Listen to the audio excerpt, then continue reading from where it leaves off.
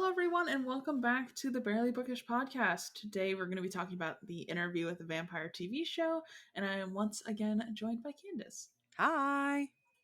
I'm excited. I'm so excited about this TV show. I know I loved it. I don't think you liked it as much as I did, but I'm kind of obsessed. So I'm still forming an opinion. I've got like a few episodes left, but I've seen half of the show. It definitely has gotten better for me. What I will say for the people who are listening, um, definitely just kind of go in knowing you have to be aware of the story that you got in the book, but kind of throw it out at the same time. It is a retelling. It is not a faithful adaptation. So Yeah. you can't, decide to try to apply what you read in the book to the show. That's something that they immediately kind of do. And honestly, it's one of my favorite parts about the show. I don't want to just jump in, unless you want to jump in. But we can just start going through it. okay. I feel like that works best. So let's start where it all begins in episode 1.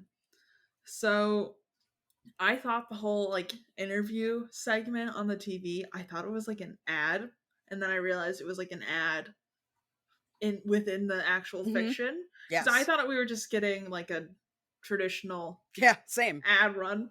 Same. Which was I was very like, cool. didn't I pay for a subscription to the service to watch this show? I mean, I didn't because it was free, but you know what I mean. Didn't I put my credit card on file? Right?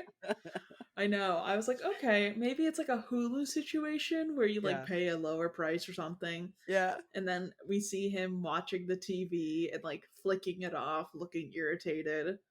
Yes. So I think that so in the trailer, when I saw it, I was like, okay, so they're making the boy a man instead? Like, how is that going to change the narrative? That's going to be so different. Like, I feel like a lot of the story and the way that it works kind of relies on the boy's curiosity as a young person. So I was like, I don't know how they're going to do this. So I love that is the boy, right? They basically are telling you the boy from the book grows up and Louis reaches back to him after, I think, 30 years, 35 years or something like that. And they begin the conversation anew.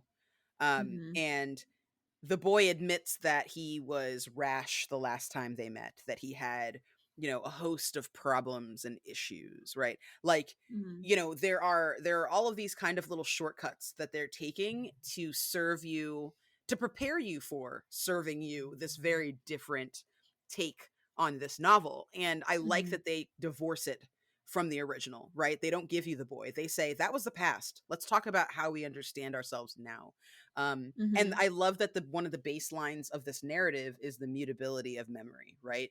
How memories change over time as you experience other things that give you new perspectives on what's happened to you in your life. You're able to more eloquently and less emotionally explain what happened to you, right? Sometimes it's a little more emotional depending on what's happened to you in your life. Have you been re-triggered in some way? Have you had this same trauma over again, right? There's a number of things that kind of shake up how someone remembers something in their life. But I absolutely love that this show tells you right out of the gate, you know the original story. This is where we are now, right? And then it allows us to kind of separate ourselves from the original text. I think that that's masterful, honestly. That's brilliant. The person who thought that up, on the money, really, really great job. Really great job there. That's something that I absolutely love.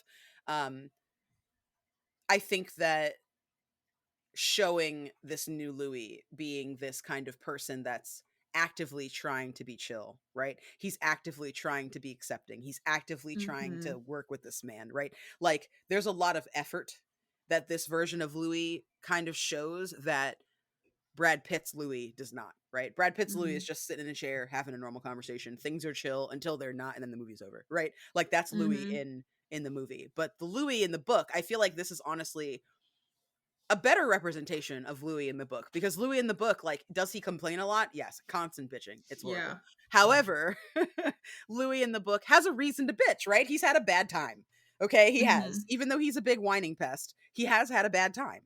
And it's fair that he has these criticisms because Lestat is awful, right? Like he's terrible. So, I mean, Yeah. I think that this version of Louis is self-aware. He knows that he too was awful, you Mhm. know? He's like, "So I was awful back then and you were awful back then, boy. And now you're not awful, right? I read your memoir. Mhm. You've written about this memoir. You've had this whole life. You've neglected to say anything about me the entire Mhm. time. But whatever. I'm not hurt, I guess. Clearly hurt. Um Yep. like I really like that they have this kind of new understanding that you're getting this man who's very caged and very kind of hesitant to get into this situation because he's just like, you can tell he's still curious because Louis Mhm. sends him to Dubai, right, where Louis is now living. He Yeah. sends him there to talk, right, to have this conversation. But the man Mhm. arrives guarded as fuck. Like he arrives like, what do you want? Right? He doesn't arrive like, ooh, I can't wait. He arrives like, well, I've brought my stuff. You know what Mhm. I mean? Like he arrives like, and I don't know. I feel like the approach is just really great. It's a very interesting and unique perspective I think that we're getting. Yeah. I think it's very interesting the care they also take Mhm. to like make Daniel have like make him so human. You know what I Mhm. mean? Where Very it's human. like, so first of all, they set this during like post COVID times, Mhm. which is also very interesting. Yes. To make sure you know it's your time as a viewer. Yes. Yeah, I love Yeah. that. But they also have it so that Daniel has Parkinson's, which I don't know if the actor has Parkinson's. Mhm. I didn't think to look that up, so I'm not sure. But I think it's very interesting that they gave him a condition that's like commonly found in older people because they want to show like time has not been kind to Daniel, Mhm. which I think is very, very interesting. Like, Yeah. while you have on one end Louis, steadfast, immortal, non changing, you have Daniel who like is a whim to time, which I think is Mhm. very, I really like this balance that they've Agree. created here. Because it's like when you had the young interviewer, like, sure, you had all the curiosity, but it still is like a young interviewer is out of time. You Mhm. know what I mean? Like, Yep. you have not seen what this kid has gone through. Like, Mhm. nothing's really happened to him. He doesn't have the seriousness of life. So I Right. really like this relationship between the two of them because Yes. Daniel's like, listen, I could die tomorrow. I don't care. Yeah. Like, whatever. Like, He's left that sense of logic behind. And mm-hmm, I think that like when and I completely agree with you, like a young person is going to miss the point, right? You mm-hmm, have a young man looking across the table at another young man, right? That's literally Interview with the mm-hmm, Vampire. That's the setup. There's a handsome young man that's a vampire and there's a young mm-hmm. man there that's a journalist and they're having a conversation. That's the whole book, right? But Louis is not young. He only looks young. So I Yeah. totally agree with you. You have this man who's trying to grasp the futility of life from a Mm-hmm, vampire that has lived for a century, right? Like this vampire has seen the rise and fall and rise again of humanity, right? He's seen all kinds of technology kind of replace, human pastimes. Like he's seen things go from simplified to deeply, deeply complex, right? Like he's mm-hmm, seen, fucking slavery to civil rights to black president, right? This man has seen everything, right? He's mm-hmm, taken it all in. And you have this person, I mean, obviously not an Interview with the Vampire because that's 1975. Barack Obama was but a baby. But like mm-hmm, you have this man who has all of this experience. He's seen the birth of America, basically, mm-hmm. right? And he's trying to talk to someone who's just like still in the I'm never gonna die phase of their life, right? Yeah. Teenagers, 20 somethings, a lot of people are like, whatever's gonna happen, right? During COVID, a lot of those people were like, I can't really get it. Young people aren't dying, so I'm gonna go out and I'm gonna party and I'm gonna go to Coachella anyway, right? Like Mm-hmm, that's part of the early 20s experience, right? Is being like, I'm young, nothing will happen to me, right? That's not mm-hmm. true.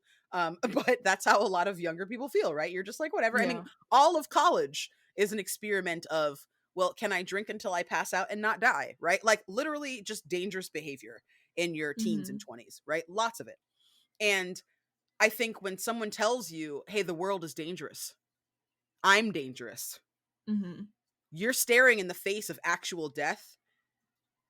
It's going to be really easy to write that off if you're a teenager or 20 something. It's part of your Mhm. existence. So I totally agree with you on that. And I love that he comes to him with an illness, right?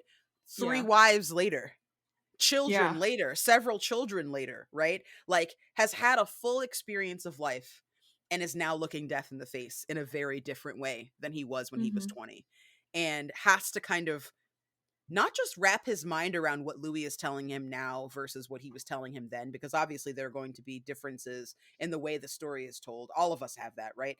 I can't remember. There's an actual term for it that I studied when I was in school, when I was in college. Mhm.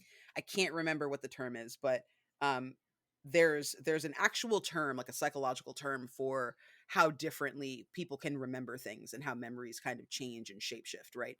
And like, that's something that I think he kind of doubts, because he's like, "You're a vampire. How can time change you? Yeah. Time is nothing for you, right? Time is nothing. Like, you have nothing but time. So how can Mhm. anything change?" And Louis is like, "It's who I am." Mhm. Right? I've always been this way. Like, it's a new way to view the humanity that Lestat so hated and despised in Louis, Mhm. right? Is this humanity of change, right? The part of humanity is change, right? Never ending change. Whether you do nothing or you do everything, you're going to change, right? I am not who I was when I was 11. Do I look Mhm. similar? Sure. But has my body changed? Yes, right? The nature of humanity is change, flux. And that is not Mhm. something that vampires understand or are privy to. But Louis has that quality, and I like that instead of the whole, like, he's a sap who doesn't want to kill thing, and how base that kind of is, right? Mhm. That's a very kind of, I It's don't one know. dimensional. Yeah, like, it's very, simple.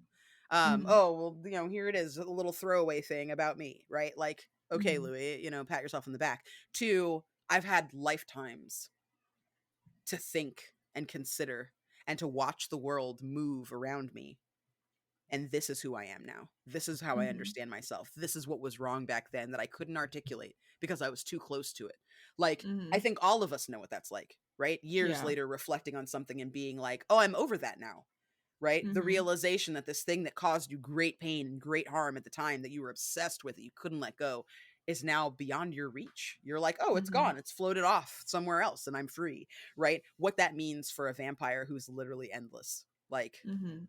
I feel like that's so smart. Like, it's so smart. It really did grab me. I know I do have problems, which we will get to, but like, it really did grab me. Like, I Mhm. really love the ingenuity of how they've presented this, especially because it's not just that Louis is giving this interview to a new person who is older. Mhm. It's the same guy. So you've got two people that are having to contend with the last meeting in the Mhm. face of this new one, right? There's just so many little things that are going on, and I love that they give those inclusions in the lines and the way they communicate with each other throughout the Mhm. series. It's really, really good.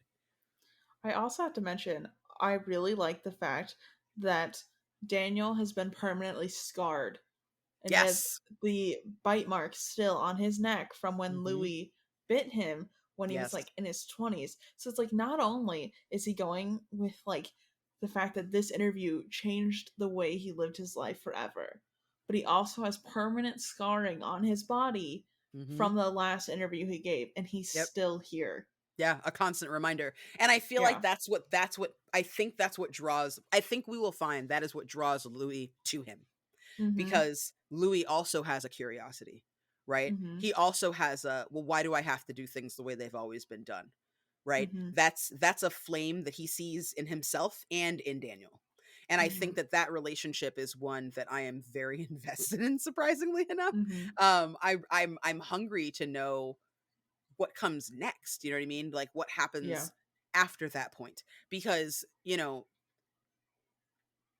like you said, he's forever changed. He has a daily, constant reminder of that conversation. He's never been Mhm. able to forget it, right? Mhm. And because Louis is reaching out, now he knows Louis has never been able to forget either. And it feels very Mhm. gay. And I love that. I know. It's really good. Yes. So I also need to mention that. So basically, we already kind of touched on this, but Louis called him there because he wants to completely redo his interview. Hmm. Very cool. Yep. But we do get the detail that there's no more coffins. Instead, Louis has a shaded apartment, which Mhm. I'm kind of obsessed with. I Yeah. love this idea of like new age vampires being like, yeah, blackout curtains exist. It's 2023, Yep. you know? Like Yep. having a very fancy apartment in a Yeah. very modern apartment. Love Like he it. lives in like a stone compound. Like it's Yeah, spectacular. Yeah. it's He's so like, good. "Where's your coffin?" He's like, "This is my coffin." Gestures to Yeah, everything. I'm like, "Ooh, all right. I love it. I Will you love build me that a so coffin much. too, Daddy? Yeah. Please." My little penthouse coffin, please. Please build it Oh, outside.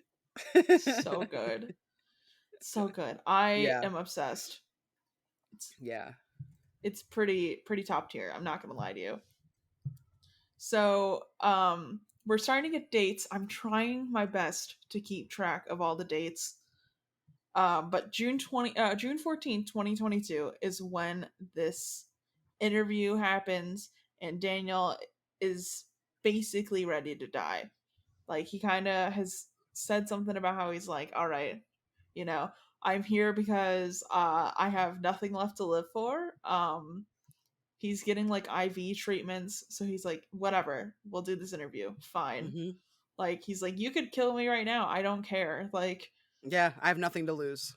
yeah, which I kind of love for Daniel because Absolutely. so good. It's the It's so complete good. opposite of where he used to be. He had Mhm. everything to lose when he was 20. He was at the start of his career. He was trying to make Mhm. a name for himself. He was trying to let people know that he was capable of doing more and doing better, right? But like with Louis, like Louis now sees him as, "Oh, you're at the end of your life. Mhm. You have a memoir. You've done a bunch of interviews. Everybody knows who you are. Your Mhm. star has risen and it has fallen the way that all stars must rise and fall. And Mhm. now you're here." And he has, because he has nothing to lose, right? Because he's not trying to prove himself. I think Louis kind of inherently knows that the truth will win out rather than Yep. sensationalism. Because when someone's trying to make a name for themselves, I mean, like it happens all the time where someone goes a little too far as a journalist and people find out Mhm. later, or someone goes too far as a novelist or as a memoirist, right? And makes up a bunch of shit that's not real because they're trying to make Yeah. a name for themselves, right? And I think that that's something that's very integral to him telling this story, is knowing that he can trust this person, not because he could trust him years ago, because he kind of couldn't, but because he knows he can trust him now. And like, I don't think that Daniel recognizes that he's entering into the situation with Louis the way that we understand as a viewer, right? Like the way we're Mhm. analyzing now. I don't think that he realizes that Louis knows all of this about him, right? Until Mhm. Louis admits, "Well, I know you have Parkinson's," right? Is that what's Yeah. going on with you? Like until Louis like kind of comes out with it, I don't think it occurs to this guy that that's why this matters until Louis is Mhm. kind of more confrontational. Which is another thing like I really really enjoy. Like I really like the kind of it's very taut in the first episode, the banter between them, right? Mhm. Like you can tell that Louis is trying to be playful and that this dude is not having it, right? He's not in the mood. Yeah. This is not where his head is at. He's just like, I need to get the job and I need to go home. Um, I don't know why I'm here, right? He doesn't Mhm. know why he came. Mhm. He's flown across the globe and he doesn't know why he's there. Louis like, "Why are you here Yeah. then?" And he's like, "I don't know. Like, cuz I He, am." Like, he's like, I had nothing else going on, so so may as here we well. are. Like, here I Like, I am. like the idea because at this point he's a divorced man who's all of his kids are grown up and moved out. He's alone in Mhm. his apartment. He's bored out of his mind. He's dying. And he's like, all right, whatever. I'll come do your interview. This is so stupid, but fine. Mhm. What else do I have going on? My calendar's free, you Yep. know?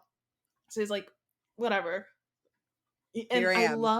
I love the way they show him like recording, like, the visceral, I used to record on tapes, now I have a MacBook Pro. Mhm. Yeah. Like something about it just Yeah. really gets to me.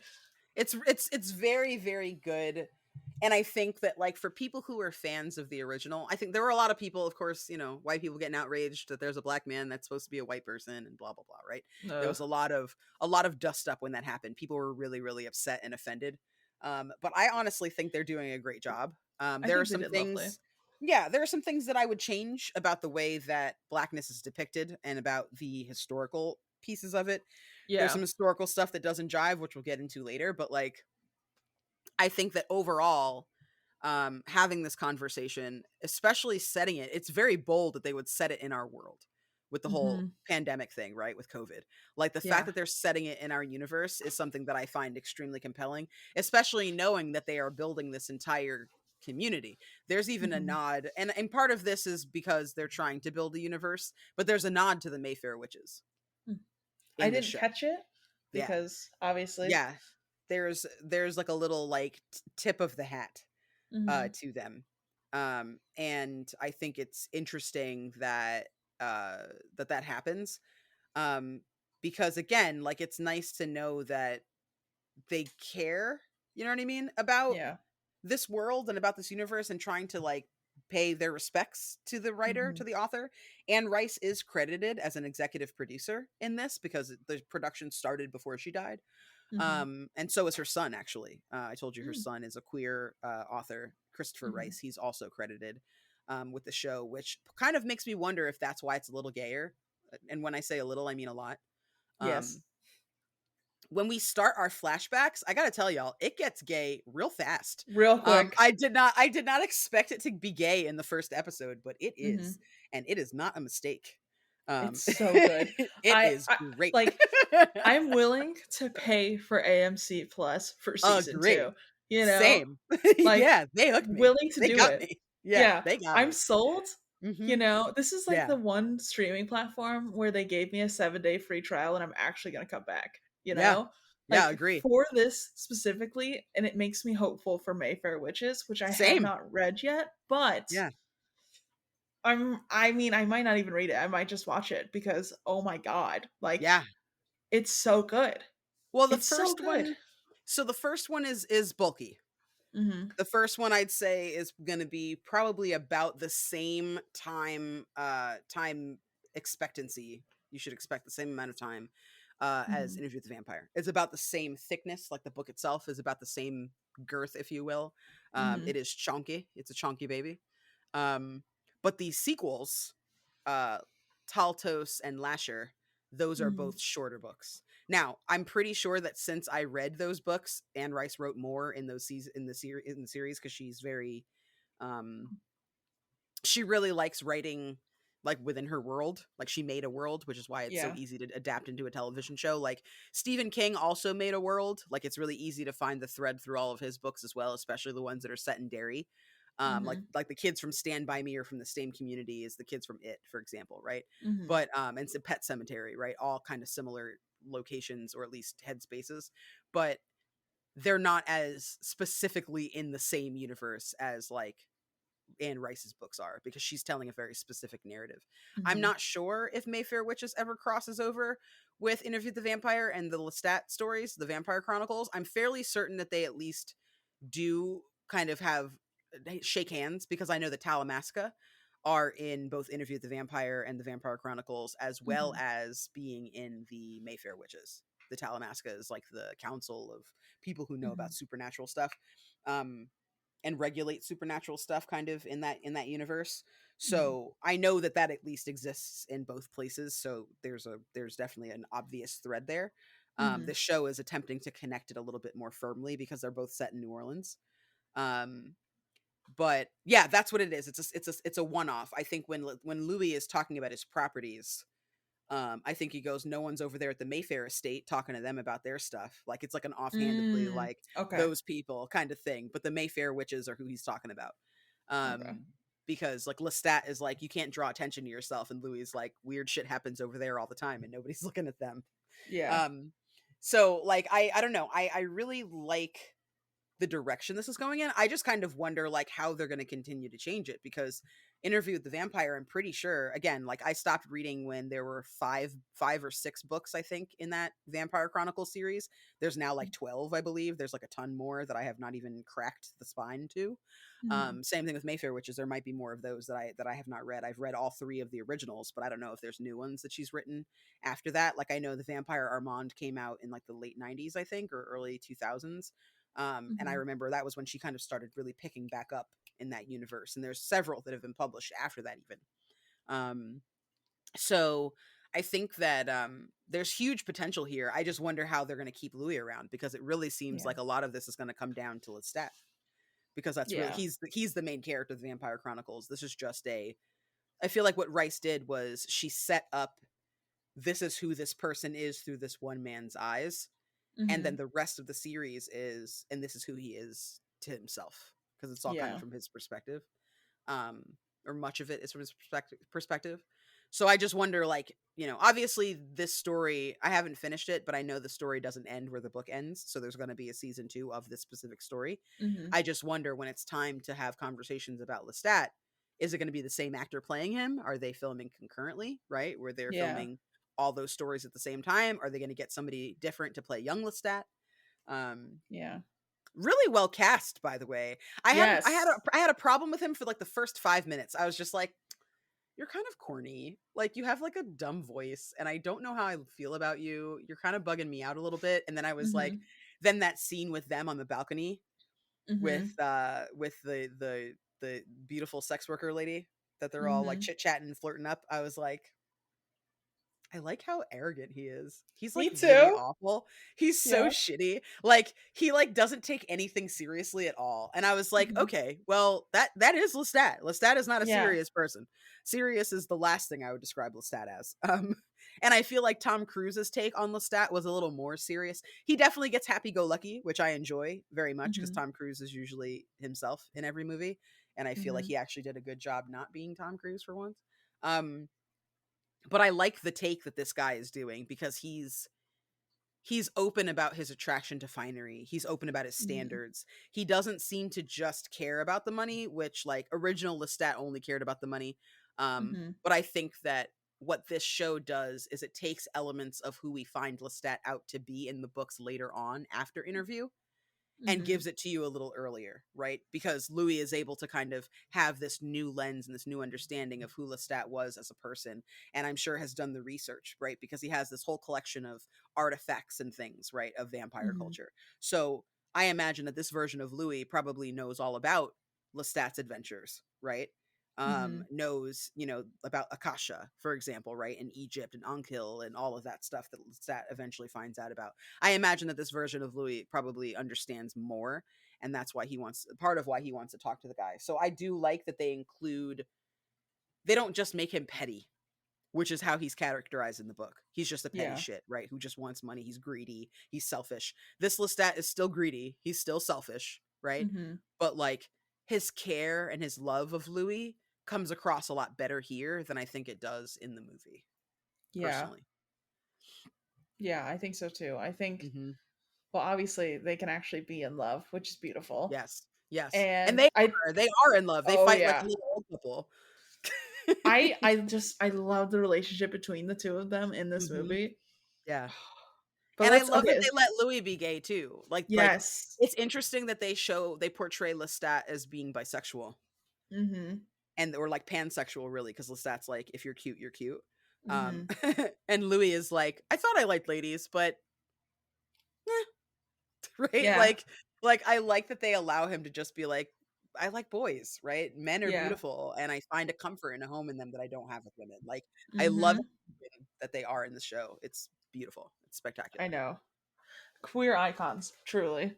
Yes. So good. So let's just go chronologically. Yeah. So we get the another date. He was Hmm. reborn in 1910, and Yes. we find out that Louis is basically like owners of brothels, I guess. Yeah. Like, Hmm. yeah. Like So, nightclubs that are secretly brothels, yeah. Yeah. and his Which, family does not approve. yeah. I'm honestly not mad about this change because I feel like it is a nod to being a slave owner, Yes. but in Yeah. 1910. So Yeah. I feel like it's accurate enough. I'm not upset. You know what I Yeah. mean? Well, Like, because he's in the people business, just like mhm, he would be if he were a slave owner. And yeah, what I do appreciate, though, is that they make sure that he is not a abusive. yes, he's not an abuser, right? Mhm, And granted, Louis is not an abuser in the book. He is an yeah, ambivalent slave owner who clearly owns slaves because that's what's expected of him, not because mhm, he's like, I love making people give me free labor, right? He's not one of the Yeah. evil, like obviously slavery is inherently evil. So people Mhm. who practice slavery were inherently evil, but he's Mhm. not someone who's actively evil, right? Who's like, Yeah. I'm going to have my way with all of my slave women and sell off the men and blah, blah, blah, right? He's not that Yeah. person. Um, but like this Louis is morally gray. And what it means Yes. to be morally gray as a black man in New Orleans in 1910 is very different than what it means to be morally gray as a white man in 1792, right? Like Mhm. worlds apart. Could not be more Mhm. different. Um, but I like that they keep that about his character. He's morally gray. Yeah. He's doing what he needs to do to keep his family safe, right? He's doing what Mhm. he needs to do to keep his family fed and going about his business. He treats the women Yeah. with respect. He has women in his business that are in positions of power. He's not afraid to let people lead. He's not afraid to listen to the women. We open with a scene of the alderman uh, being inappropriate with the Mhm. woman that he goes to this brothel to see, Mhm. and she beats the shit out of him, like she punches him in his fucking face, Yes. and Louis comes in and is like, well, you clearly deserved it, right? Like Mhm. there's no conversation that happens where like the white guy is like, I want her put out, and Louis like, well, I don't know what to tell you, customer's Yeah. always right? No, he He's champions his people. I love that she was like, "He did butt stuff," and I said no, and Louis Yes, like, she "Well, said no, bruh. Like, yeah, I don't know yeah, what to tell you." yeah, like maybe you should have listened to the lady, like. Yeah. And the So alderman's good. like, I'm so sorry. That was my fault. By the Mhm. way, can I just say, round of applause for Mhm. John DiMaggio, who plays the alderman. Mhm. Um, I saw him and I was like, I know that person. I know Mhm. him. Why do I know him? Also, the bouncer, right? The white guy that's the bouncer. I was like, Mhm. why do I know these two white men? I swear to God, I've seen them before. I couldn't put my finger on it. Eric Bogosian as Daniel, I knew him. He's a character actor. He's been in tons of stuff over the years. Mhm. I've seen a bunch of him. He's on Law and Order, all that. But Mhm. like these two men, I was like, why do I know them? So the bouncer, if you've ever watched Euphoria, he is Kat's customer that has the micro penis. I have not seen Euphoria, Okay. but So need to. that's a whole other conversation. If you Mhm. want to have a podcast where we watch Euphoria, you let me Yeah. know because I have a lot of thoughts and feelings about it. And I highly suggest you watch it. It is an art piece. We Watch need it as to an have a art piece, pop though. culture We podcast, do. We and do. then We just do. have me on all the time so I can Yes. experience pop culture and learn the ways of the Yes. world, because apparently I have no It's idea gonna what's need to going happen. on. Yeah, it's Yeah. gonna need to happen. It'll happen. I'll figure it out. But yeah, so it's a good show. It's controversial for good Mhm. reason, but it's a good show. Mhm. Anyway, so he is in that show, and his character is very embarrassing, and it's not a great. His role is not great, Okay. and so it's weird seeing him in this role and being like, "Is that the guy?" He wears a little prosthetic in the show, and it's like a little baby peen Oh that you my see on god. camera. It's a lot. It's intense. And then the other guy that's the alderman with like the facial hair, like the Mhm. mustache beard situation. Mhm. That's Jake from Adventure Time. Bender from Futurama. Oh, That's John DiMaggio. that's Yeah. funny. That's So pretty as good. I'm watching it, I'm like, why do I know this guy? And then there's a scene where he goes, I swear. And I'm like, I know who that is. Like, because we don't know him by his face, we know him by his voice. So, like, Mhm. there was just a split second where I was like, wait a minute. And I looked it up and it's Jake. And then for I the rest of the show, I was just like, why is Jake being such a racist? Yeah, right? I like that there isn't, like, big, huge actors in here, though, Yes, yes, yes. where it's like, there's definitely people you've seen in other things, but Hmm. no one where it's like they are playing themselves. Yes. Like, they're not that big to that Hmm. point, which I am very thankful for, because I Same. feel like this was so well done Yeah. that it would have ruined it for me if they're like, "And then Leonardo DiCaprio came in," and I'd be like, Yes. "No! Yeah. Throw him in the garbage." It's very distracting for me too. Like The Mandalorian does a lot of cameos, and some of them are good, some of them are really Mhm. great, but then others you're just like, I mean, that's just Bill Burr. He's Yeah. right there. He's not in Star Wars. That's Yeah. that's Bill that's Bill Burr. I don't And I he just saw why the does he part. have a space Boston accent? I don't understand. I hate this. This is trash. Can you get him out of here, please? Yeah, I just saw the couple seconds of Jack Black and Lizzo in there, and I know I Yeah. should be mad, but I'm kind of not because I love both So, of them. So So same. I love both of yeah. them as well, and I Mhm. watched the episode, and like I was able to get used to it, but Mhm. it really did throw me off. Like I was Mhm. expecting a very different story, and I got that story instead, and I was fine with it. Bryce Dallas Howard is the director, and she always does a great job. I like it when she's in the director's seat. Mhm. It wasn't awful. A lot of racists are mad that Lizzo is in the Star Wars universe, which is idiotic. There's lots of black people in the Star Wars universe. They need to leave it alone. I think my problem is that she's not an actor. Like, and Yeah, it's obvious she's not an actor. Like, she's not that's acting. fair. She's Yeah. she's being quiet. She's not being her usual bubbly Lizzo self. But Mhm. that's like as far as it goes. It's not really. And then Yeah. Jack Black is acting, trying not to be himself. So the whole thing is just I very love Jack distracting Black. for me. Did you see the There's like Mario a whole movie? bunch. So not yet. That's next. That's probably this Oh weekend. Yeah, god. It's this weekend okay. it's probably gonna happen. All I'm gonna say is it's way better than I thought it was gonna be. That's what I keep hearing. Yeah, like I was like, it's gonna suck because they don't have like actual voice actors. They have people that are like, oh, I'm just gonna sound like myself. Except Jack Black, No, he Chef's does a great kiss. job. Yeah. Yeah, I think that Dungeons and Dragons movie was Honor Among Thieves. That was also a movie that I did not expect to be good, but was very good. I I was still need to see surprised. that one. You will Yeah, not be disappointed. It's great. It feels like yeah. D&D. It's good. Ugh. There's a lot of little Easter eggs if you know a lot about D&D. There are a bunch I Mhm. missed cuz I'm medium on D&D. I like Yeah. role-playing games, but D&D is like my 18th favorite. Um Mhm. but Yeah. there's a lot Text that me. if you know, then you know, Mhm. and it's nice. You're like, Text me "Oh, when you green watch it. flame." Yeah, I will. I will th- definitely. if you've played the Mario games, there's so many like nods to it, which Yeah, Daniel picked up on. I yeah, obviously have not picked up on as much because I don't play Mario as much. But there yeah. was a couple that I was like, ooh, and there's a Mario Kart whole scene, Nice. Yes, I like love a that. I heard whole there's a Rainbow devoted. Road. Uh huh. Yeah, yeah, that's big. So I am an OG Mario person. I have Mm-hmm. been playing Mario since 1989. Okay.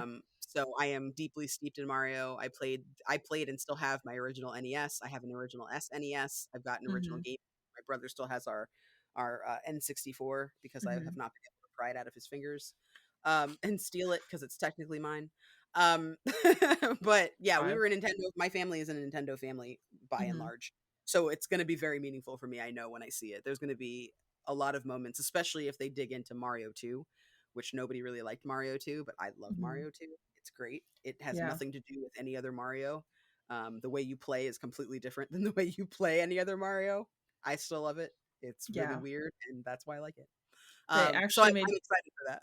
Yeah, they actually made Peach like a character instead of like a one-dimensional A damsel, object. Yeah. love that. So I'm obsessed with Peach now.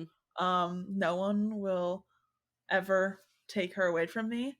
I'm obsessed now. Like, it's really good. It's just so good. I Hmm. need you to just watch it and just text me because oh my god. Like, Okay, yeah. I will. Daniel found like a lot of references, and he used to play it a lot on the 64. He had a bunch of Mario games on the Yeah. N64. So he's like, "Oh, and this sound came from that game, and Hmm. this is because of that." And I was like, "I love this for you, but I don't know what you're talking about." Keep talking to me, babe. It's so cute. Yeah, but he was like playing different sound bites for me from the other games, and then he's like, "This is like a Luigi's Mansion reference from this Hmm. thing, blah blah," and I'm like, I'm gonna write down notes because I don't know what we're talking about, but I'm having a great time just being here. I'm so excited. Yeah, we'll Yeah. probably go see that this weekend. Okay. Yes, please That text or me. that or John Wick 4. Oh, I still want to see that too. Yeah. I don't know if I'll see that in theaters. I'd rather see it at home. But Yeah, that's why I haven't seen it yet. I'm like, do yeah, I have to pay for that? yeah. I like supporting like BIPOC creators, Hmm. and Keanu Reeves is my beautiful Asian bae. I love him. Yeah, he's a little sweetie. Um so whenever, yeah, if there's an Asian or a black or a Latin or Swana star in something, Hmm. um and I am on the fence as to whether or not I need to see it in the theaters. Like this new Little Mermaid that's coming out, I'm like, I know I need to see it in theaters so that more movies are made with black people in them, but at the Yeah. same time it looks like trash and I don't care about it. And I know I'm probably not going to like it because I didn't like literally any of the other live action remakes. I really tried. I tried Yeah. so hard to like Beauty and the Beast. I tried so hard. I really sat there and I tried really really hard and I failed miserably. um I I just hate got them. I think I they're all got mad trash. with Beauty and the Beast how ugly he was when he was no longer a beast, and I was like, "What does this say about me?" The original, No, the the live cartoon. action, the one Oh, with okay. Emma See, because Watson. I feel that way about the cartoon one as well as the live action Mhm. one, especially because the live action one is Dan Stevens and he's not ugly. That's cousin Yeah, Matthew from Downton yeah. Abbey. Like, maybe get a beard. I don't know. I was just like, this baby face man. Yeah, Yeah, I don't yeah. know. Something I about mean, it. at least that's canon to the original. Because when he reveals Yeah, himself in the original, and they like turn to him, and his face is all like, "Ah," and he's being hit with yeah, this like light from the bottom. It's very bad. He looks terrible. And I remember as a yeah. kid being like, "This is way scarier than the Beast." Mhm. Um, we are so off topic. I'm sorry. It's fine. It's fine. Wrapping it back around. Okay, so his brother, Louis's brother. Yes. So Yes. I was very interested in how they updated him because I was Mhm. like, he owns a brothel. Like, what are they going to do? Like, is it Mhm. enough for him to just be religious? Because he has to believe that he sees things. And I think that they kind of like they code his brother autistic Mhm. to kind of encourage the understanding that he's different before Mhm. introducing the he sees things, right? Before Mhm. introducing the he says angels are near. Mhm. Um and I like that they ground it a little bit more because in the book it just makes it seem like he's not, like he's a nutcase, like he's mentally ill. But in this Mhm. movie, it's clear that like his brother's a little different to begin Mhm. with, and then Yeah. religion has deepened this issue he's already having, right? Mhm. Um, and I like that they keep his family alive too. Like his mom is there, his sister is there. Like they have Mhm. their own support system. He's closer to his sister here, which I Yeah. enjoy because, one of the things that people do when they try to switch the race of a character.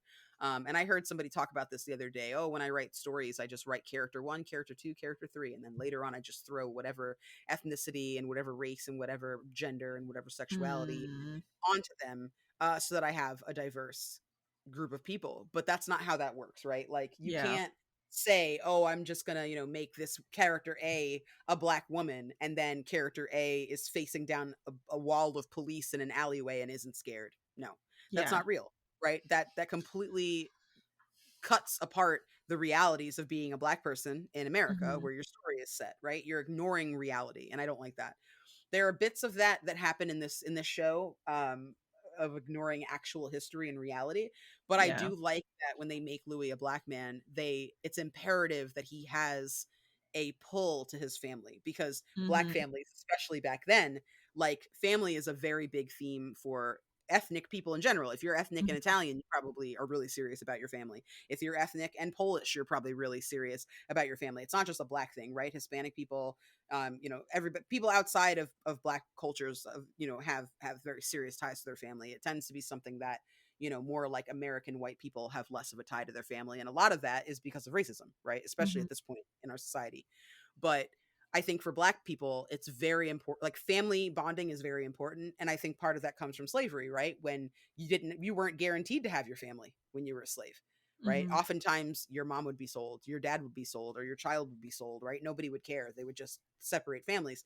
And that's part of the reason, I think. Same thing with immigrant families, right? They know what it's like to have to leave their family behind to seek something new and set something up here and hope that they can come over, hope that they can make the trip, hope that they don't die, Mhm. on while they're on the sea, making Mhm. the trip to come to a better place, right? So I think that making sure that his family is there in full force and making that the crux of his problem rather than how the slaves feel about him, right? How the slaves are Mhm. reacting to him and how, he's scaring them instead of scaring his family. Like I feel like that's a change that was really important for them to make, and I'm glad they Yeah. did. It's clear that they had sensitivity readers Yes. here, that they had Mhm. someone doing oversight in a way that Kindred didn't. I think Kindred Mhm. was like there was one person at the top doing oversight that changed everything. That's how Mhm. Kindred kind of felt. Like people might have said the right thing and then someone was like, "No, no, no, no, that doesn't work. We need to fix all of this so that white people are less bad." This show Mhm. does not shy away from white people being bad. This show Correct. is like it's Louisiana, it's 1910, white people are being atrocious. It's Mhm. it's it's on record. Go to any public library, it's right there. Um, you can read it for yourself. So Yeah. I do like that they paid attention to that and they tried to really make Louis black, right? They Mhm. don't pretend that he has no issues just because he's wealthy, right? Mhm. They don't pretend, that his life is completely different or it's the same as the book, but he's just black, right? There's only one thing that's changed. Mhm. That was very meaningful to me as a Black viewer, for sure.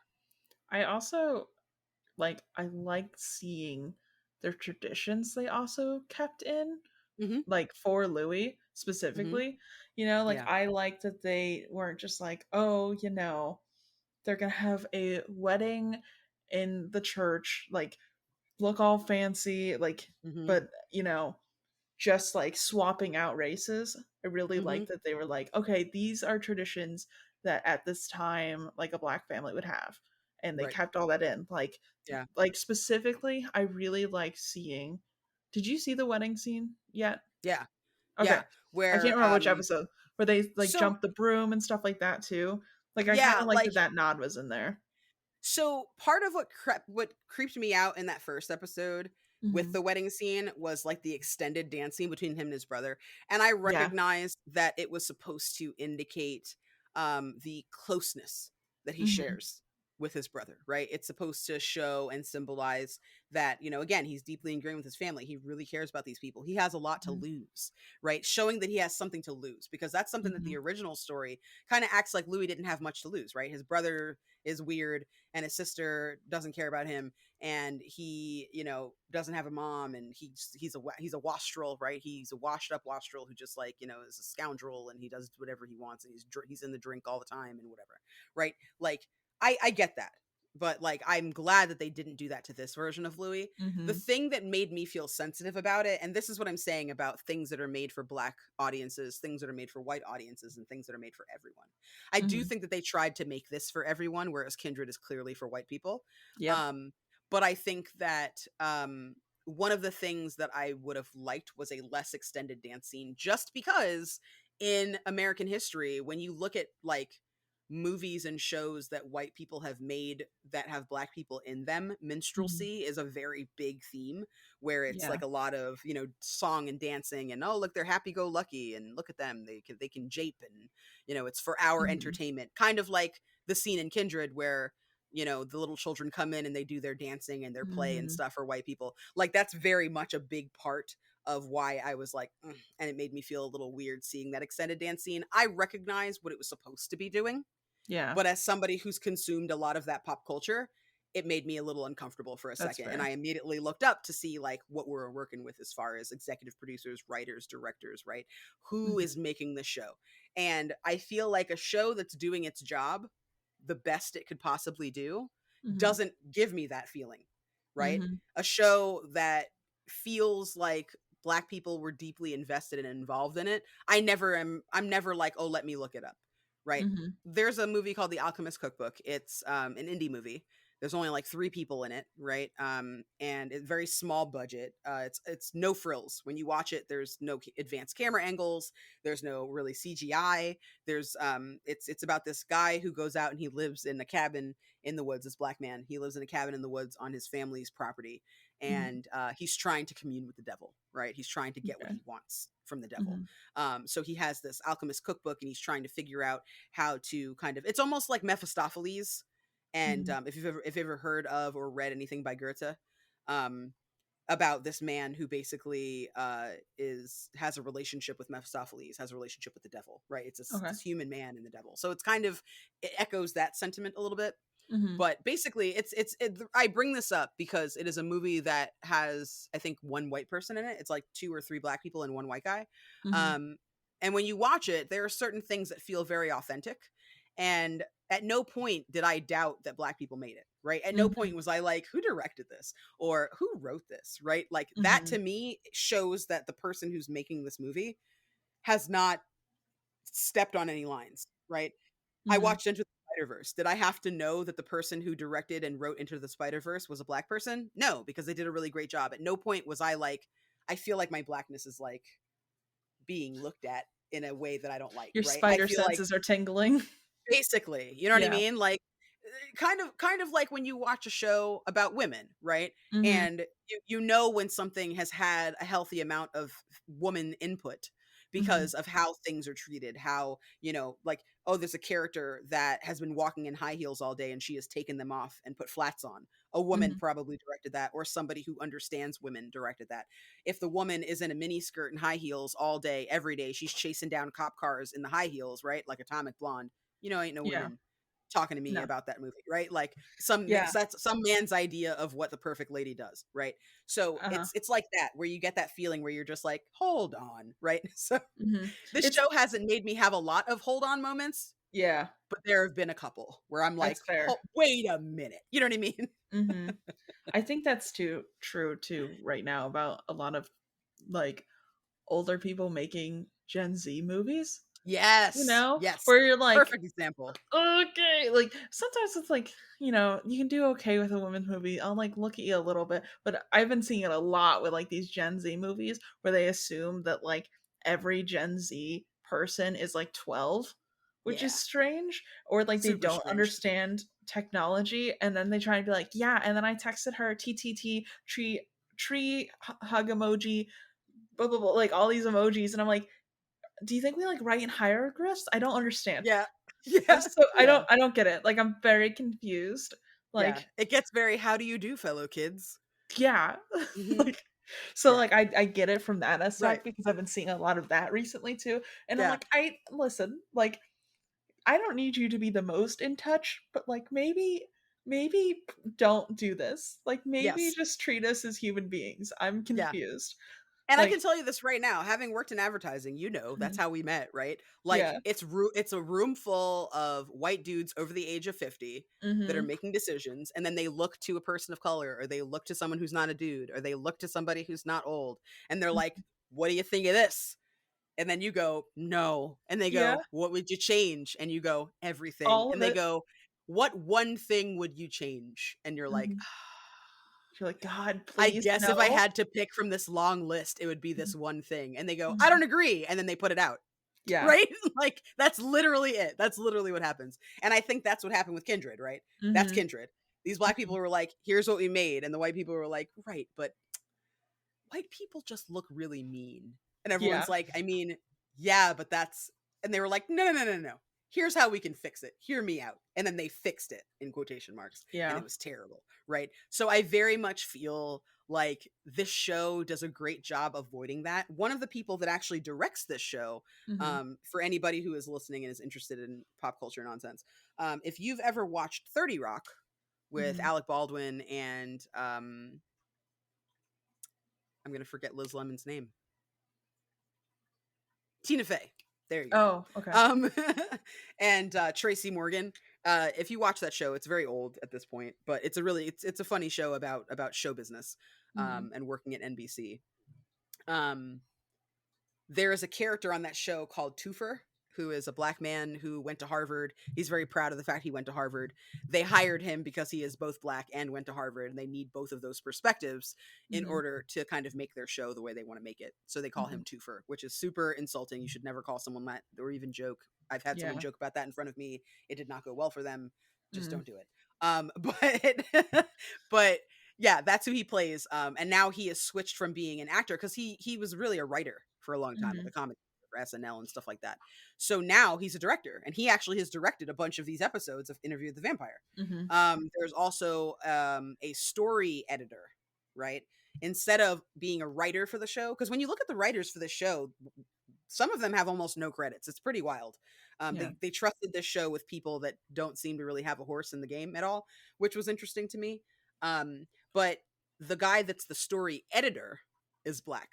So Mhm. what that makes me leads me to believe is even if there weren't a ton of white writers writing the actual material, the person who was editing everything and deciding what was going to go on screen and what the actors were going to say was a black Mhm. man, which I Mhm. very much appreciate because that's oversight, right? That's what Yeah. you need to do. You need to have a sensitivity consultant, you need to have oversight, make sure Mhm. that multiple people's eyes are on this that can go, "Oh, I find that offensive. How can we fix it?" right? Yeah. Not to destroy your story, just to make sure that people are good. And if it can't be changed, have some kind of caveat in there. Hey, we couldn't change this, but, right? I Mhm. see it all the time with TTRPGs. It's a book set in the Wild West. Here's a little pull quote about slavery. Don't put Mhm. slavery in your game, please. We understand it's part of historical blah blah blah, right? Just like a little blurb that says, "We can't change this about this Mhm. world, but here's what we recommend you do about it." right? Mhm. That's great, having a little nod. And I felt like so far there's been nothing egregious to the point where I've been like, I need to stop watching this show, right? Yeah. I haven't had like a conniption fit or anything yet. Having seen Um, all of it, I feel yeah. like I would have trusted them with Kindred, Okay. you know? Awesome. I More agree. than I agree. Yeah, more than the Yeah. people that wrote it, I feel like at this point, I'm like, "AMC, listen. Yes. Listen, you beautiful Do baby. over, guys. Do over, Yeah, guys. hear me out. Hear me out. What if you just, like, stole it? I don't know. Like, I'm just throwing it out there. Um, because at this They're point, not like doing anything with it, literally. yeah, They're doing absolutely nothing. exactly. I'm like, they would have done a drastically better job because, like, Yeah. just from the hints and, like, stuff they've, like, taken care of, like, Mhm. the care they've shown so far in building this, I'm like, Yeah.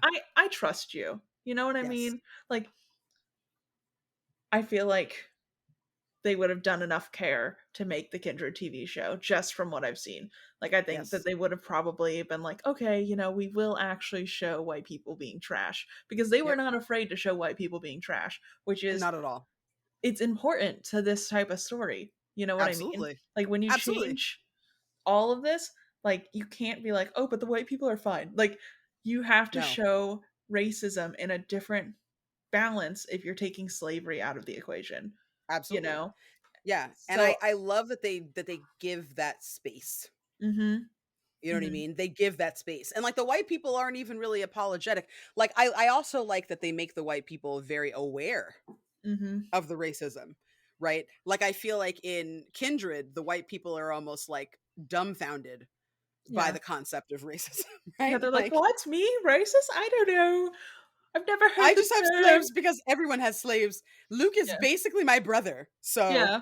So, I don't know, like, ridiculous. ugh. I will say, let's see.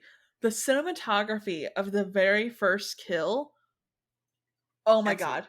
The all Excellent. of the cinematography in this is done so well that I would Agree. buy this season just Yeah. for that. Like, and I was It's a thinking about beautiful show. yeah, like Mhm. when the Kindred lady, like whoever was doing the cinematography, they're like, and the Mhm. cinematography, the care of it. I'm like, no, this is what I expected when you're talking about your cinematography. Mhm. This level of dedication. Yes. I'm hesitant to even roast people who worked on the Kindred show because I don't know who's to blame. Yeah. So like, I don't want to be like, oh, you can never work on anything again because you took part Right. of the Kindred show because I'm like, I don't Right. know how much Someone of this is your choice. you know someone else came in here swinging, knocking stuff down, and Yeah. ruining things for everybody. Yeah. So I'm trying not to be too like harpy on those kinds of things. But Mhm. however, this was a cinematography I expected. Like Yeah. this is what I wanted. I wanted to see true violence and like not shy away from it. And this is like the epitome of true violence in my opinion. Agree. Like it's so well done. Mhm. And then I also really love Lestat. Like I love the way they changed vampire powers throughout this too. Like I know it's not true to the book, but I don't really care. No. Me either. Like I know people are like, but he can't freeze time in the book. I don't care. It was cool. It looked very Yeah. cool when it happened. I'm not mad. And I think too they also leave room for Mhm. you to understand what it is because when I Yeah. saw that scene, rather than him freezing time, Hmm. I saw him kind of before Louis is a vampire. Hmm. I saw instead of him freezing time, him kind of projecting his thoughts into Louis's mind and Hmm. Louis feeling like time had stopped because like he's having such an intense connection with Lestat that everything else falls silent. Hmm. But after Louis is a vampire, you know that scene where he like gets up really fast to light the cigarette of the boy and the boy's like because he has like the superhuman speed, like Yeah. that's almost how I kind of read it when I saw it. Like I just brought it right back to the fact that they're faster than other people, so maybe instead of time slowing down, it's just that he's moving so fast, Hmm. like the Flash, right? Like when Yeah. Barry Allen is like and does something and people don't notice until it's done. But I agree with you. Like I love that they level up the difference of being a Hmm. vampire. I kind of feel like in the books you do get more vampire powers as time goes on. Hmm. The vampires don't stay as mundane as they kind of are in the first book. Mhm. in the Vampire Chronicles. Like, it's clear that Lestat has some kind of suggestion powers, right? Mhm. Mind powers of suggestion. They can see in the dark. They're very fast. They have superhuman speed. Mhm. There's superhuman strength. They can scale a wall, right? So there are certain things that I think Anne Rice kind of borrows from, like, from, just general vampire culture, right? But I Mhm. also think that they are they come into their own a little bit more as the books go on. So I'm glad they made this leap. Like, I feel like it was a Mhm. positive leap to make, because all of those things, while being awesome, don't mean that you can be safe for centuries and centuries and centuries of your life, right? You have Mhm. a pretty big fucking weakness, which is Yeah. the sunlight, right? And if you can't get into a house to seek shelter, you're fucked. So the Mhm. fact that, like, Lestat can stop time, the fact that Lestat has more powerful suggestion capabilities, right? That Mhm. kind of gives you another way that they're definitely able to kind of survive and thrive despite this huge flaw, this huge Mhm. weakness in their construction. Because at the end of the day, like, that superhuman speed and strength is going to do absolutely nothing for someone who suspects you're a vampire and doesn't want to invite you into their home, right? Like, doesn't Yeah. want you in their house. You're going to have to kill that person in Mhm. order to get to safety, right? And then that raises questions. Now there's a body, right? So, Mhm. like, then that leads people to your location. So I think that it's a really interesting way to kind of keep that secret a little bit longer, and by contrast, to show how sloppy Louis is as well. Yes. Yes. Yeah, Ugh, so so good. sloppy. I do really like this scene, this family dinner scene where Lestat comes over and Hmm. Paul's like grilling him, and then we get a Yeah, tiny tad bit of Lestat's backstory here. yeah. So we find out that Lestat wanted to be a priest, and his dad stopped him from being a priest and like beat him. Hmm. So that's a very interesting take. Like, I don't Yeah. know how true that is to the original backstory, but So I think in the backstory, Lestat does have an element of that. It's been so long since I've read Vampire Lestat, which is when they really go into it, like mhm, how he was when he was young and a teenager. His dad was not great. yeah, I like that his dad is already dead in this show, because, like, I felt mhm, like that was a huge time suck we just didn't need in the yeah, book. Um, but I do remember that Lestat. I think he's in the book. He is portrayed as a disappointing son. Like, mhm, no matter what he does, his dad is, like, not cool with him. Like, no matter what yeah, he does, like, everything is wrong basically in the book. mhm, Um, and I think that's really kind of like the crux of his inner turmoil, is that he feels he owes nothing to his father because his father has taken from him in his mhm, life. So yeah, I really enjoyed that too, being able to kind of see that, like, little bit of a glimpse. And I like that there's animosity that he has for Paul. I like that they're honest, that he's kind of jealous of Louis's convictions, not mhm, just that he's, jealous because he doesn't, because he didn't have a good time with his family, but mhm, also jealous of the bond and the connection, because Louis is clearly grounded by his family, right? In a mhm, way that Lestat is completely untethered. And all Lestat wants is for Louis to be tethered to him instead. mhm. Yeah, Yep, I really did like that. I know. I think it's so well done. Hmm. I thought Lestat bringing Miss Lily as like a cover for the two of them to have sex was very Yes, interesting, and I'm not mad agree. about it. I I think, was not upset. yeah, I was like, you know what? Go off, King. He's like, Yes, yes. Lestat's like threesome. Actually, Lily, you're so tired. You are Aren't you so tired. exhausted? Yeah. And, like, I think that, like, the actor who plays Louis did such a great job. In real life, I don't know that he's gay. I don't think either of those actors are actually gay in real life. I'm not positive. I'd have to look it up. Mhm. But I love, like, how I'm gonna find out.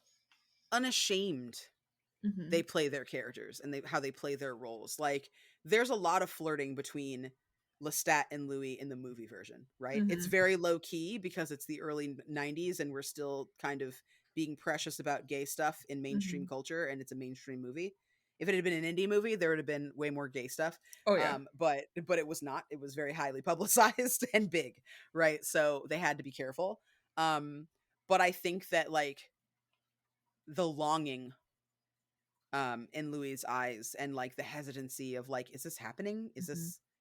this really what we're doing? Okay, I guess we're doing it. All right, we're doing Yep. it, right? Like, I love, like, Lestat being I like that they never make Lestat feel like his savior. Mhm. That was something that I was really, really concerned about, especially in the opening scene when they first meet, when Lestat is kind of talking down to him a little bit in the bar. It's obvious that he's trying to get a rise out of Louis. Like, it's clear he's Mhm. trying to upset him, right? And he's trying to like get that like rage going because he finds him intoxicating. Mhm. But I like that they take it a step further, and Lestat acknowledges, like, I don't see you like that. I see you as a man because that's who you are, right? You're a man just Mhm. like any other. But these men see you as a black man.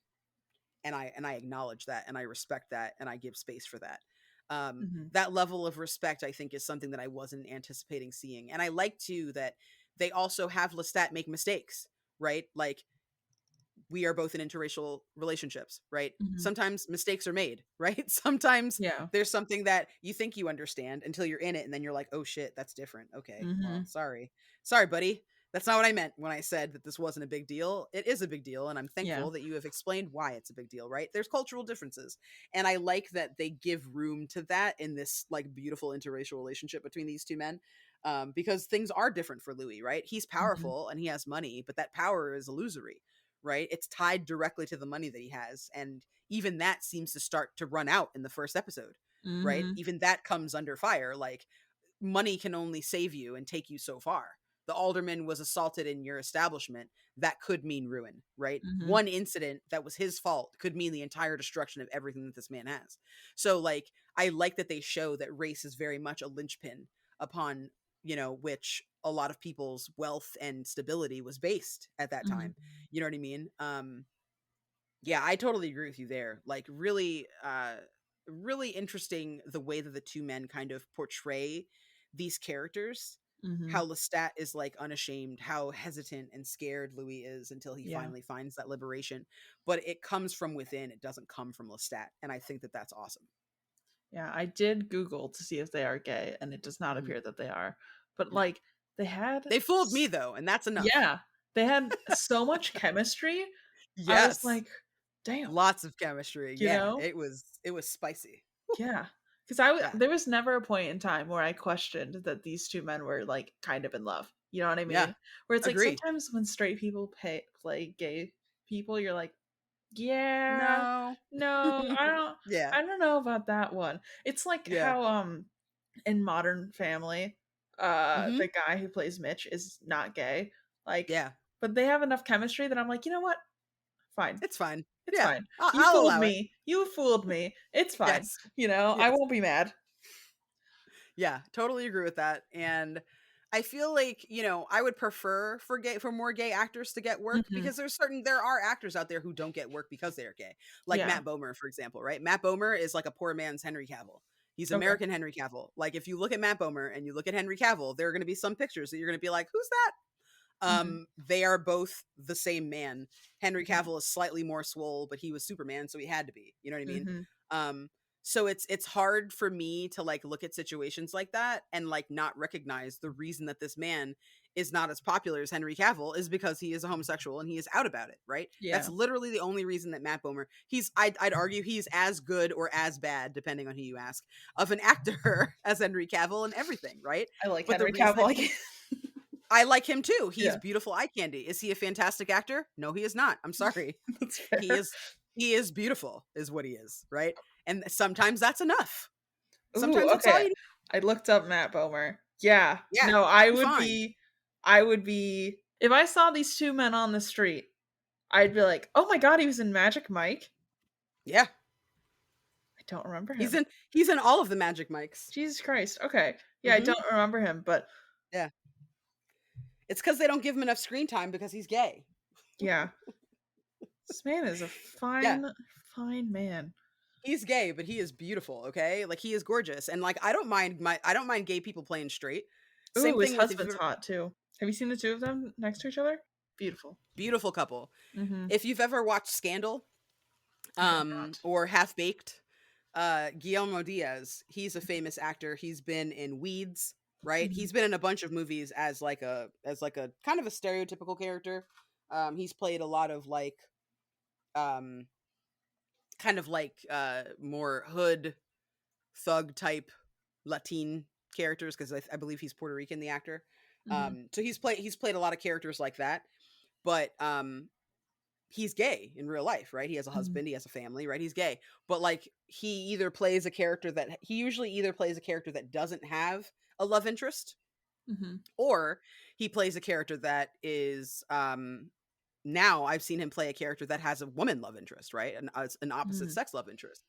I would say, there's more and more actors that are taking those risks, and directors that are offering those chances, which I really like, because Mm-hmm. historically, gay people are almost always portrayed by straight people, and it's super Yeah. exhausting. And it's a tease for gay fans who watch it and go, "Oh my gosh, do I Mm-hmm. have a chance? Can I Yeah. imagine myself with this person?" And the person's like, "No, I'm super, super straight." Like Eddie Mm-hmm. Redmayne coming out in defense of stupid fucking J.K. Rowling, even though he was in Mm-hmm. The Danish Girl playing a trans woman. Oh my No, that's not for god. you to do, right? We all thought you were an ally, and we made Mm-hmm. excuses for you playing Lily Elby, and now Mm-hmm. you have made everybody go, "Why did I do that? What a shithead," Yeah. right? Never So mind. like, don't do that, right? I wish Yeah. people could stop doing that nonsense. But I do love it when I see somebody who's gay playing any character, because that's what Mm-hmm. straight actors do, right? They play any character. Mm-hmm. So it's okay with me that these two men aren't gay, because they give a performance that is good enough, Yeah. right? To really show a positive gay relationship. Now, is it a Mm-hmm. toxic queer relationship? Absolutely is. Yes. But it would be regardless of whether or not they were gay Mm-hmm. actors or straight actors, right? Like Yeah. at the end of the day, it does not matter. Yeah. And Andrew Scott, he's another one. Andrew, if you've ever seen Fleabag, Mm-mm. um, okay, first of all, you need to fix that as soon as possible. Second of all, the second season of that, Andrew Scott is, if you've ever watched Sherlock, which I haven't seen all of, I confess, but he's Moriarty in Sherlock. He's an Irish actor, and he is smoking hot. He's unassumingly hot. Like if you look at a picture Mm-hmm. of him, you'll be like, he's handsome, I guess. It's more his vibe. Like his Mm-hmm. vibe is just sick, and you're like, who is that? Put it on me. Dude, So the he's in the guy that second plays season of Fleabag as a yeah. priest, and Okay. it is not a mistake. Mm. It was not a mistake to cast him. My Dude, word. watching Sandman and being like the guy who plays Morpheus, I was Oh like yeah. from the ads, I was like, oh, he's like okay, and the like first scene, I'm No, no, like, no. fine It's the drink of vibe. water, Oh fine yeah. drink of water. Because you need the vibe. Oh You my need the god. vibe to be put on. You need the Yeah. vibe and the voice to just get put on you. And Yes. then you can never go home, I was like because, jaw drop. yeah. Oh Like yeah. he says nothing, Morpheus his is a eye says snack. everything. Yes. So Yeah, he is good. snack. He is Whole snack. snack. Yep. Yep, yep. Yep. Mm.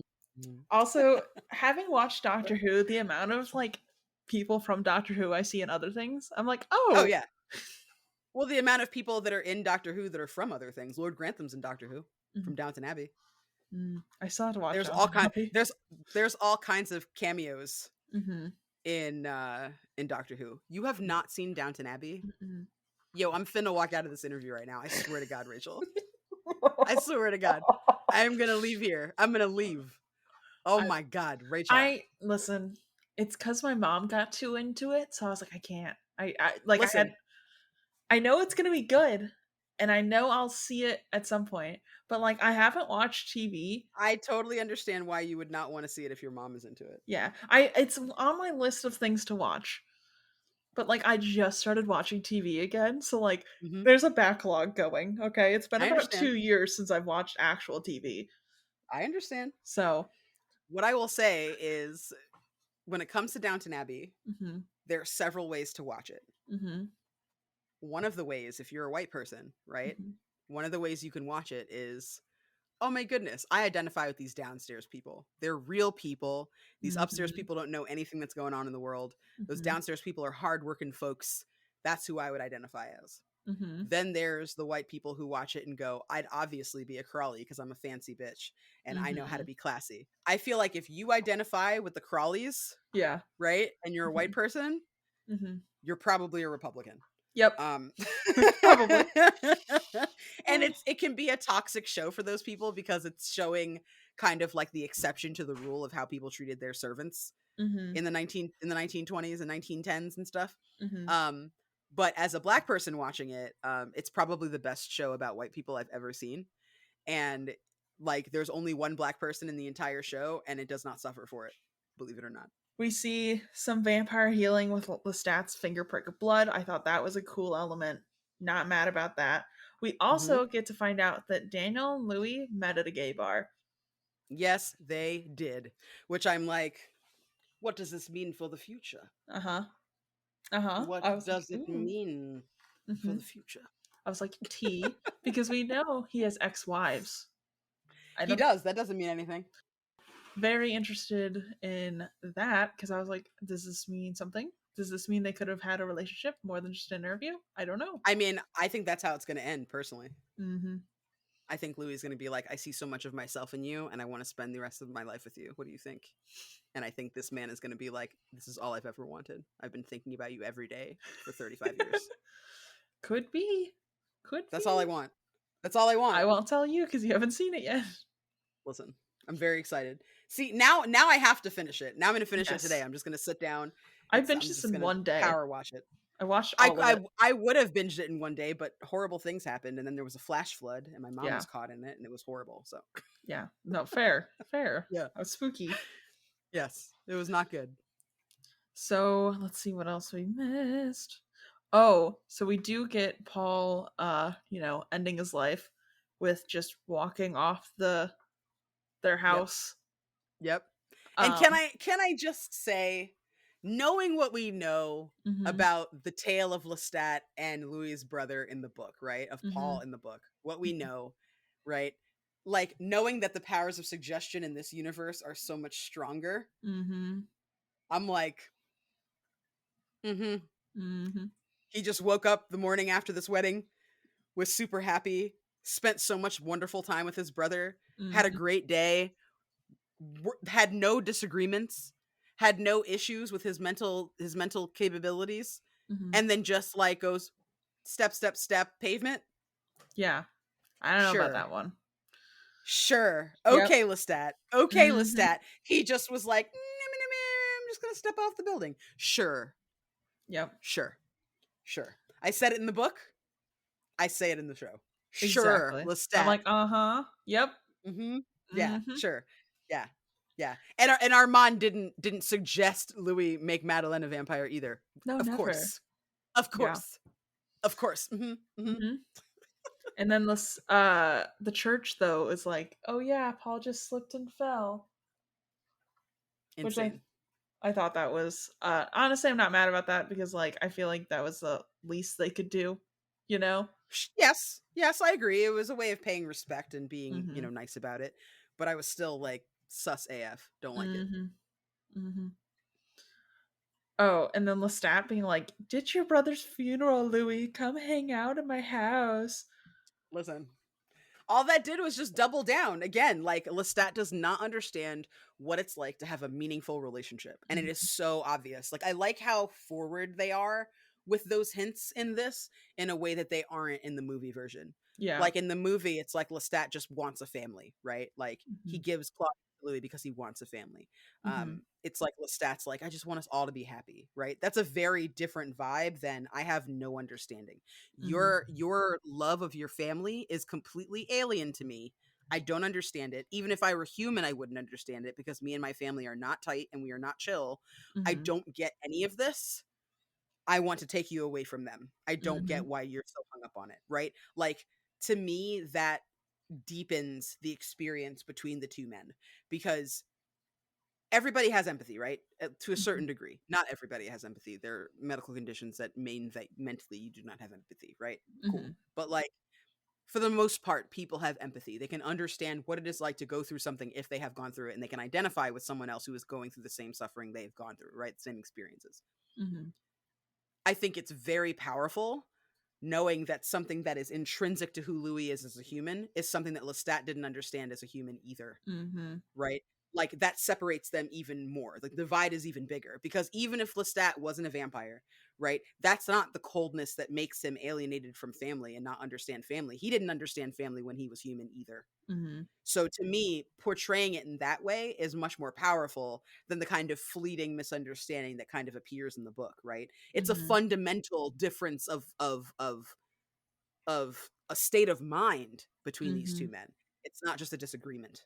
In the Yeah. book, it's more like a disagreement because Lestat's dad is there, and Louis can't understand why Lestat has such disdain for his dad, and then Lestat can't understand why Louis wants to like be nice to his dad. Mhm. Like they have like kind of it's more minor, right? It feels more surface in the book.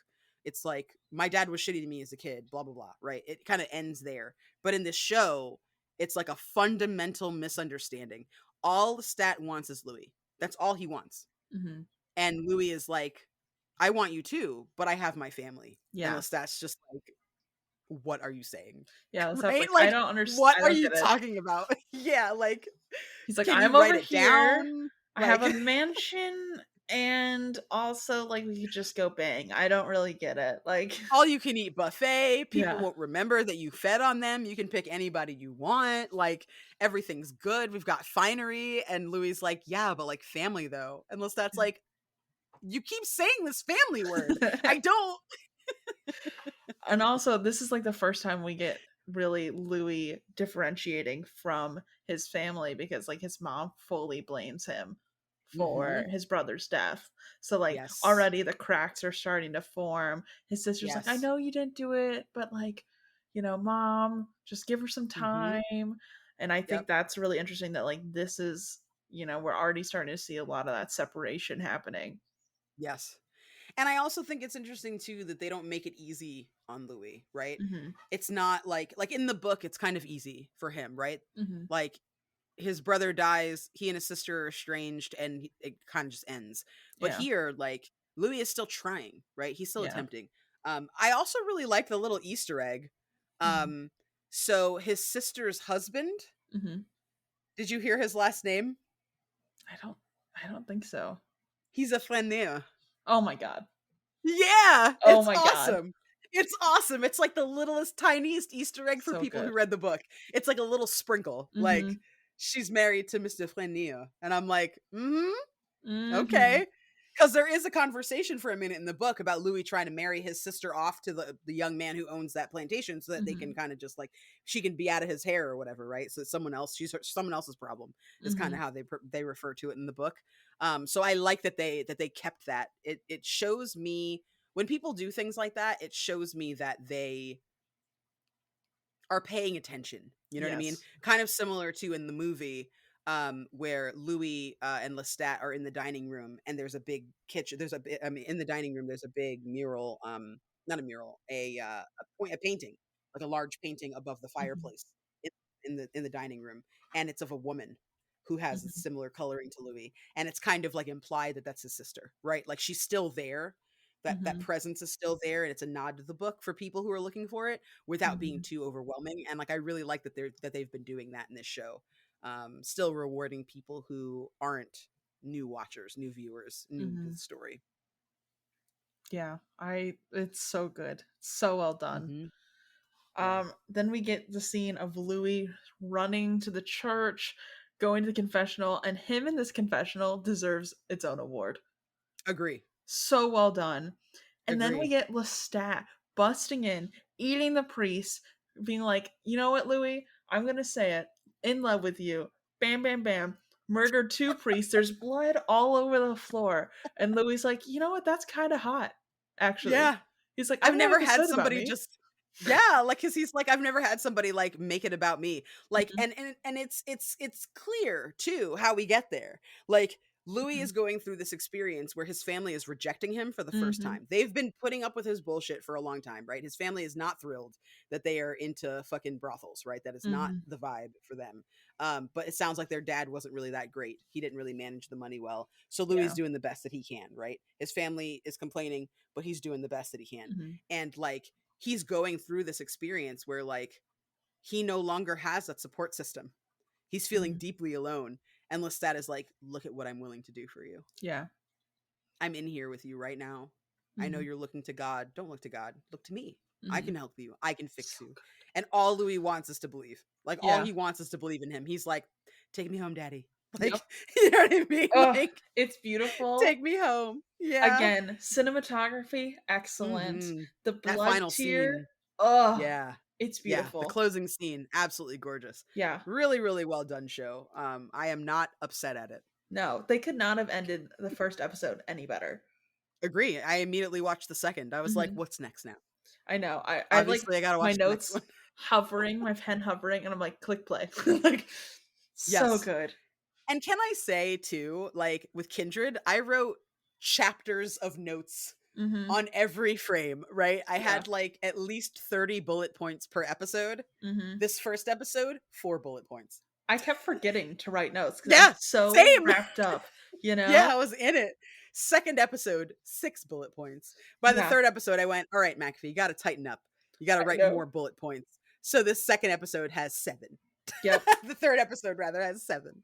And then I go back to 6 bullet points in Mhm. episode 4. Like, I not know. a lot of complaints. Yeah. Not a lot of complaints. Just great stuff all around.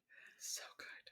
So Yeah, good. yeah. Having finished it up, some of my notes here forward are starting to get a little Mhm. funny because now I know, like, I wrote it as when I was like watching it, but now I Yeah, know things from the ending, and I'm like, well, this is gonna get humorous repeating yeah. this now.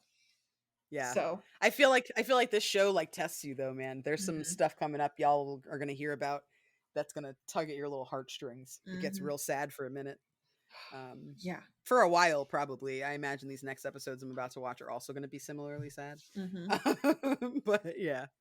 Just a really great show. I highly suggest you guys start watching it if you are listening to this right now.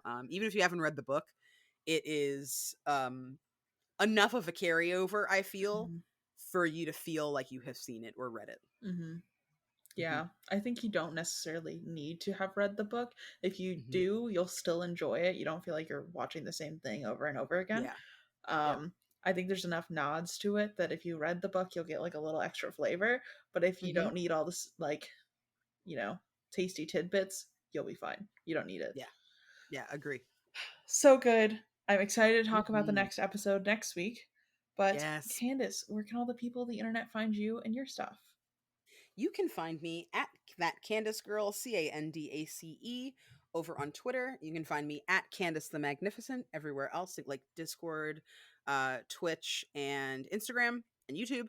I am going to be doing some ice cream reviews fairly soon. I bought some new flavors, including biscuits with the boss, which is a Ted Lasso ice cream. Mm, So there'll be more of that coming soon. I also do some streaming over on Twitch from time to time, like some ukulele concerts and such. If you follow me on Twitter, though, you'll be able to get clued into wherever I am and whatever it is I'm doing. I do a lot of TTRPG actual plays and improv. So if you like hearing me there, hopefully you'll enjoy hearing me elsewhere as well. yeah. So follow Candace, watch them on all the good things, and we'll see you guys right here next week. Bye. Bye.